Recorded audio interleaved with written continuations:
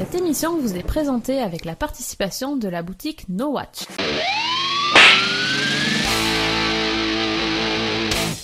Salut à tous et bienvenue dans Slap, le podcast qui claque pour ne rien rater de l'actu des séries. Cette semaine, Slap dresse le portrait d'une famille de mafieux, d'une famille bien de chez nous et de la grande famille du show business. La série Flashpoint, qui nous plonge au sein d'une force de police canadienne spécialisée dans les opérations paramilitaires, vient d'être renouvelée pour une saison 5. Cette série est canadienne et pourtant elle remporte un vif succès aux États-Unis. Là-bas, les Américains peuvent la suivre sur la chaîne CBS et retrouvent un visage qu'ils connaissent très bien, celui d'Eric Colantoni, qui était le papa de Veronica Mars. Bonne nouvelle pour tous les fans des séries Grey's Anatomy et Private Practice, puisqu'un nouveau crossover va avoir le jour en février prochain. C'est au cours d'un épisode très spécial que cette rencontre aura lieu, puisqu'il prendra place dans une réalité alternative dans laquelle la mère de Meredith est toujours vivante. À suivre donc de très près. On prend tout et on recommence. Ryan Murphy a annoncé que la saison 2 de American Horror Story mettrait en place une toute nouvelle histoire avec de nouveaux personnages. L'idée est de transformer en anthologie d'horreur cette série en remettant les compteurs à zéro à chaque fois. Selon lui, il existe plein de nouvelles histoires à raconter, comme des histoires de tueurs en série, des sectes, etc. Alors qu'il est en revanche, on ne sait toujours pas ce qu'il adviendra en saison 2 du casting qui était présent dans la saison 1. Le créateur de Farscape, M. O'Bannon, vient d'obtenir la commande d'un pilote pour son projet intitulé Cult pour la CW.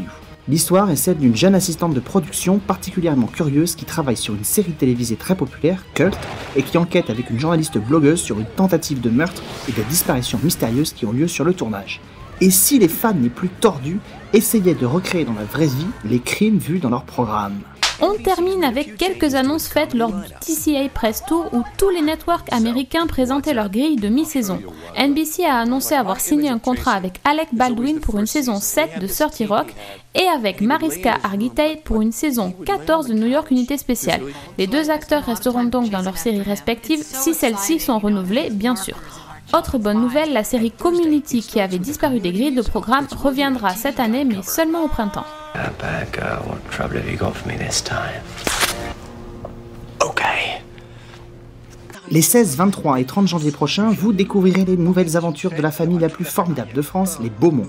3 nouveaux épisodes pour fêter comme il se doit les 20 ans de la série. Une famille formidable revient donc le 16 janvier prochain pour une 9e saison inédite. Vive la crise, le premier épisode de cette nouvelle saison verra la famille affronter de nouvelles difficultés.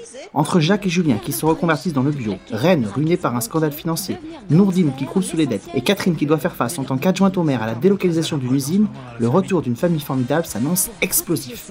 La série renouera-t-elle avec les cartons d'antan ? Réponse dès le 16 janvier.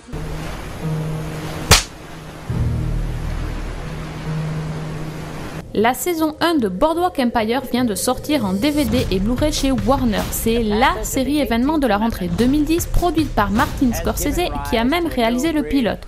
Boardwalk Empire nous entraîne dans les années 20 à la veille de la mise en place de la prohibition.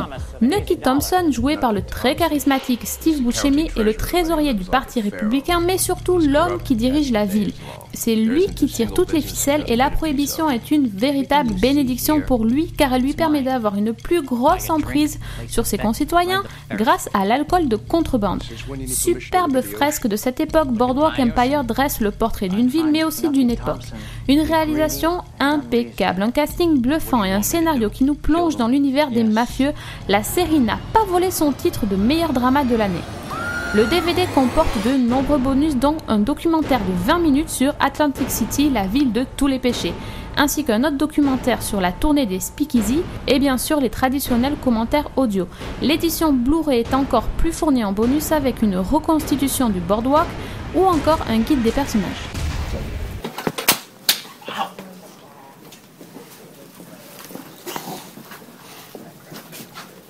Attention, guest de prestige dans Hot in Cleveland, la sitcom de la mamie la plus sympathique de la télé, à savoir Betty White.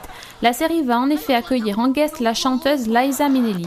Elle y jouera l'agente de Victoria Chase, l'ex-vedette de Soap qui est incarnée par Wendy Malick.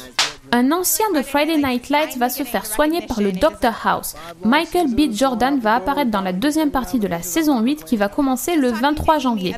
L'acteur qu'on a vu aussi dans Sur Écoute jouera un jeune homme qui est atteint de cécité. On connaît déjà le nom de 2 guests de la série Alcatraz qui commencera le 16 janvier prochain. Eric Johnson, vu dans Smallville ou encore dans Rookie Blue, jouera l'un des prisonniers mystérieusement disparus de la célèbre prison. Quant à Michael Eklund, vu dans Fringe, il incarnera un kidnappeur dans l'épisode numéro 3. L'homme qui tombe à pic, alias Lee Majors, se glissera dans la peau d'un ancien flic qui viendra en aide à Mac dans Les Experts Manhattan. Jonathan Groff, qui a joué dernièrement le personnage de Jesse dans Glee, va rendre visite à Alicia Florrick de The Good Wife. Il endossera le rôle de Jimmy, dont la sœur est portée disparue après avoir participé à un mouvement de protestation en Syrie. Son personnage tentera de poursuivre en justice une entreprise spécialisée dans l'informatique. Erica Gimple, ancienne actrice de Fame qu'on avait pu voir plus récemment dans Profiler et Veronica Mars, va apparaître dans 2 épisodes de Nikita, la série de la CW. Elle y jouera Carla, la jeune femme qui a sorti Nikita de la rue.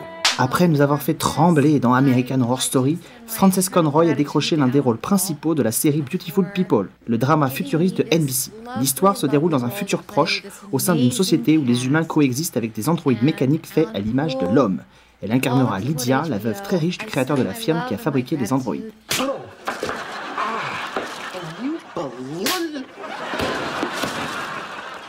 Une légende du petit écran s'apprête à débarquer à Genoa City, la ville fictive où se déroule l'action de la série Les Feux de l'amour. La nouvelle venue sur les plateaux du célèbre soap opéra se nomme Catherine Bach, un nom bien familier pour les fans de la série Chérie fais-moi peur, puisqu'elle y interprétait le rôle de la cousine des frères Duke. Devenue plus rare sur les écrans depuis l'arrêt du show en 85, la comédienne sera à nouveau sous les feux de l'actualité à compter du 7 février prochain, date à laquelle elle effectuera sa première apparition dans Les Feux de l'amour sur les écrans américains. Elle a entamé le tournage de ses premières scènes ce mardi 10 janvier. Catherine Bach y jouera Anita, la maman de Chelsea Lawson, un nouveau personnage récemment intégré au show que les téléspectateurs français ne connaissent pas encore. On se quitte cette semaine avec les premières images de la nouvelle série de Spielberg pour NBC, à savoir Smash. Prévue pour être la concurrente de Glee sur le terrain du musical, la série suivra l'élaboration difficile d'une comédie musicale à Broadway sur la vie de Marilyn Monroe. Pour l'occasion, des morceaux originaux seront créés pour la série, offrant au show un cachet supplémentaire. On se retrouve la semaine prochaine pour une nouvelle distribution de Claque. On parlera de la diffusion des Hommes de l'Ombre sur France 2, de la saison 1 de Hawaii Police d'État, et vous découvrirez les premières images de la saison 4 de Damages bientôt sur Canal+. D'ici là, n'oubliez pas d'aller sur la boutique No Watch soutenir vos podcasts préférés. Bonne semaine à tous, ciao.